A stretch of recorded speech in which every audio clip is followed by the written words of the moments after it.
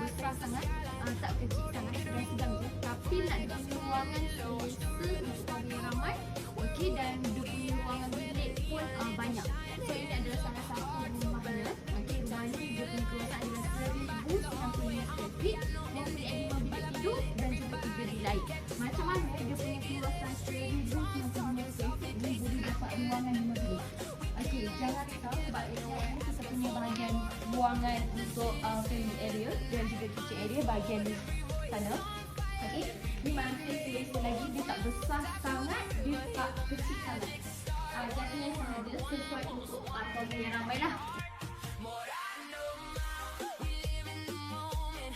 Ini adalah bahagian bilik master bedroom. Master bedroom kita ni pun masih selesa, dia tak kecil sangat, tak besar sangat, just nice saja. Tapi ruangan ni masih selesa lah. Okay, so kita nak pergi ke bilik untuk anak-anak. Untuk yang ini kebiasaannya adalah bilik anak-anak lah. Okay, untuk bilik anak-anak ni kita punya bilik pun masih selesa. Setiap bilik ni ukuran dia sama sahaja. Masih selesa, tak terlalu besar, tak terlalu kecil, just nice sahaja. Okay, so kita dapat bilik lah. Master bedroom yang tadi. So total 5 bilik tidur.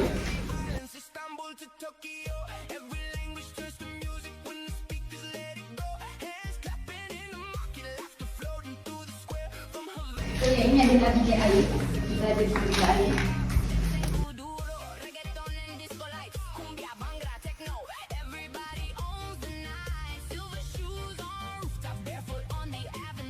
Okey, so untuk rumah ni dia punya progress adalah melapis dinding, tapi kita dah siap melapis dinding. Dan untuk bahagian progress sebelum ni, bahagian atas, okey, cuma rangka bumbung. Tapi kalau kita tengok sekarang, kita dah siap pasang atap bumbung.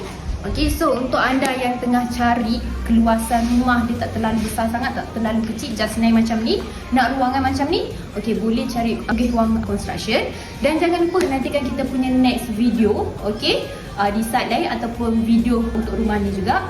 Okey, kalau ada tanah kat kampung terbiasa semak sama, boleh bina rumah duduk sendiri ataupun nak jana pendapatan, boleh sewakan buat homestay, roomstay. Okey, bye bye, assalamualaikum.